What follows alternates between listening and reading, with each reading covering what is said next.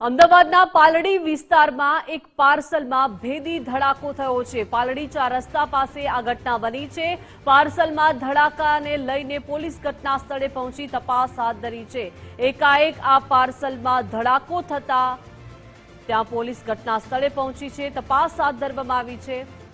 પરંતુ આ પાર્સલ ક્યાંથી આવ્યું છે, કઈ રીતે આ ધડાકો થયો છે તેને લઈને અત્યારે તપાસ હાથ ધરવામાં આવી રહી છે। અમદાવાદના પાલડી વિસ્તારની આ ઘટના છે કે જ્યાં એક સાથે ઘણા બધા પાર્સલ પડ્યા હતા અને એની વચ્ચે એકાએક ધડાકો થયો અને પોલીસે તપાસ હાથ ધરી છે। કઈ રીતે આ પાર્સલમાં ધડાકો થયો છે, કોઈ સંદિગ્ધ વસ્તુ હતી કે શું, તેને લઈને અત્યારે પોલીસે તપાસ હાથ ધરી છે। અમદાવાદના પાલડી વિસ્તારની આ સમગ્ર ઘટના છે કે જ્યાં પાલડી 4 રસ્તા પાસે એકાએક પાર્સલમાં ધડાકો થયો છે અને આ ધડાકાને લઈને તર્ક વિતર્ક વહેતા થયા છે। વધુ માહિતી સાથે સંવાદદાતા અર્પિત લાઈવ જોડાઈ ગયા છે। અર્પિત, અમદાવાદના પાલડી 4 રસ્તા પાસે પાર્સલમાં એકાએક ધડાકો થયો છે, હવે આ ધડાકાને લઈને અનેક તર્ક વિતર્કો સર્જાયા છે। અર્પિત,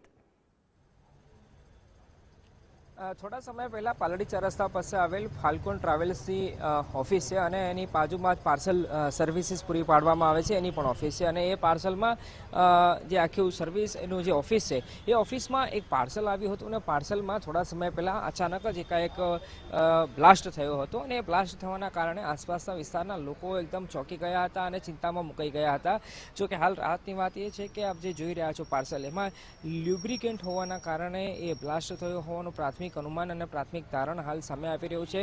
ઘટનાની ગંભીરતા અને ઘટનાની જાણ થતાં સ્થાનિક પોલીસ એટલે કે પાલડી પોલીસ ઉપરાંત ફાયરની ટીમ પણ અહીંયા પહોંચી રહી છે અને બ્લાસ્ટ થવાનું રીઝન શું છે એ જાણવાનો પ્રયાસ કરવામાં આવી રહ્યો છે। પરંતુ હાલ જે પ્રાથમિક માહિતી હાલ મળી છે એ પ્રમાણે તમે જોઈ રહ્યા છો કે જે આ નાની નાની રિફિલિંગ કરવાની બોટલો હોય છે એમાં લ્યુબ્રિકેન્ટ હોવાની માહિતી હાલ સામે આવી છે અને એના કારણે જ, કેમ કે હાલ જે વાતાવરણ છે એ ગરમીના માહોલમાં ગરમ બની રહ્યું છે, તડકો પણ જોવા મળી રહ્યો છે અને એના કારણે જ બની શકે છે કે આ પાર્સલમાં રહેલ આ જે નાની નાની બોટલો છે એ બોટલોમાં અચાનક બ્લાસ્ટ થયો હતો।